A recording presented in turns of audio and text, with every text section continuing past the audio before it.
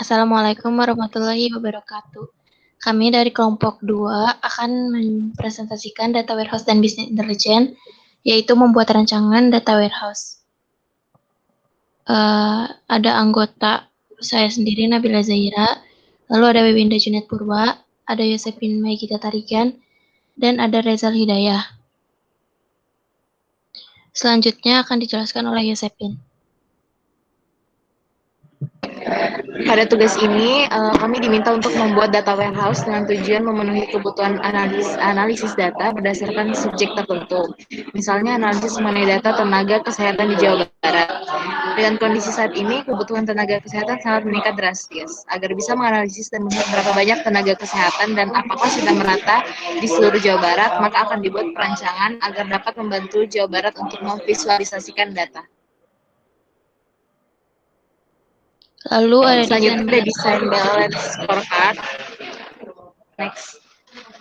Dari perspektif finance, goals-nya itu ada meningkatkan profit perusahaan dengan objektif peningkatan profit, dengan subobjektif itu memaksimalkan dan menganalisa penjualan produk perusahaan dengan target profit meningkat lebih dari 55% dan rasionya dihitung dengan presentasi. Aktualnya peningkatan profit mencapai 65% dan inisiatifnya melakukan marketing produk yang baik dan menggunakan bar chart. Next.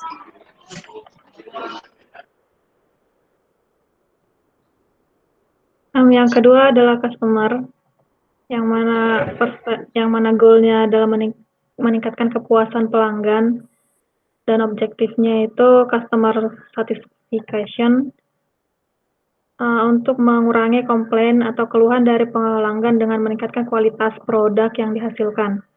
Sedangkan untuk targetnya itu feedback yang diterima dari pelanggan kurang lebih mencapai 75% dengan feedback baik. Measurement-nya itu rasio feedback dengan skala 1 sampai 5. Dengan actual-nya itu rata-rata hasil survei 95%.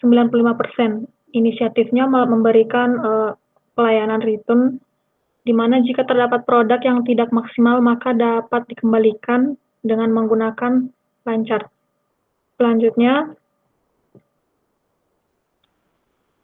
itu ada perspektif internal business process, dengan goals itu melakukan quality control pada produk kesehatan dengan objektifnya kepuasan pelanggan dan subobjektifnya menerima feedback. Untuk targetnya itu peningkatan kepuasan 65%, measurement-nya rasio data kepuasan pelanggan dengan persentase. Actualnya itu peningkatan kepuasan sebesar 30%. Inisiatifnya meningkatkan kualitas barang dengan memproduksi barang atau alat yang sesuai dengan kebutuhan dengan menggunakan bar chart. Selanjutnya akan dijelaskan oleh Rezal.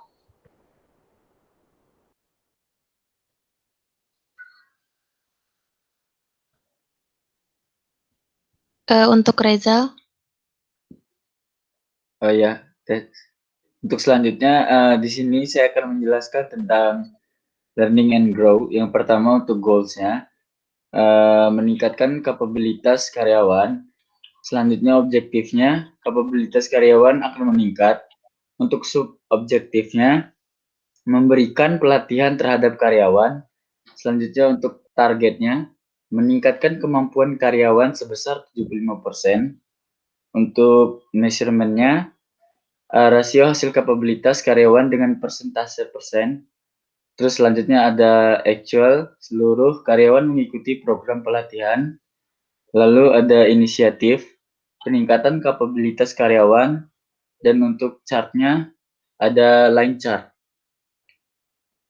Selanjutnya ada pemetaan data dari OLTP ke dalam data warehouse.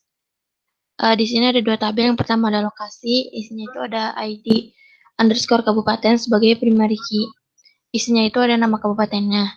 Selanjutnya ada tenaga kesehatan, di dalamnya ada ID underscore tenaga sebagai primary key, dan isinya ada nama underscore tenaga. Ada tabel ID underscore kabupaten, primary key, dan kabupatennya. Di sini ada isinya 3204, kabupatennya Kabupaten Bandung. Selanjutnya ada ID underscore tenaga, primary key, dan nama underscore tenaga, jumlah, tahun, dan satuan. ID underscore tenaganya ada DO, nama underscore tenaganya ada dokter, jumlahnya ada 3.349, tahunnya 2019, satuannya orang. Nah, ini bentuk pemetaannya seperti ini. Selanjutnya ada desain data warehouse yang akan dijelaskan oleh Bibinda. Untuk desain data warehouse, ini dibuat untuk memberikan pandangan lebih mengenai sistem dengan cara menunjukkan kelas serta hubungan-hubungannya.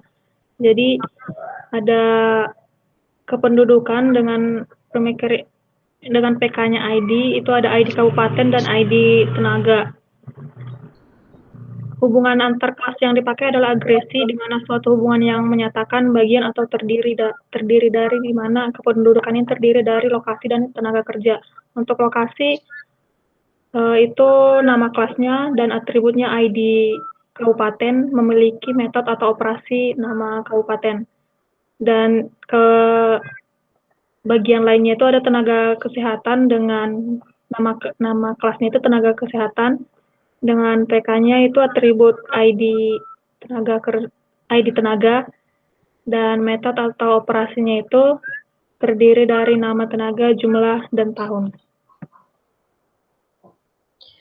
Sekian presentasi dari kami, kurang lebihnya mohon maaf. Wassalamualaikum warahmatullahi wabarakatuh.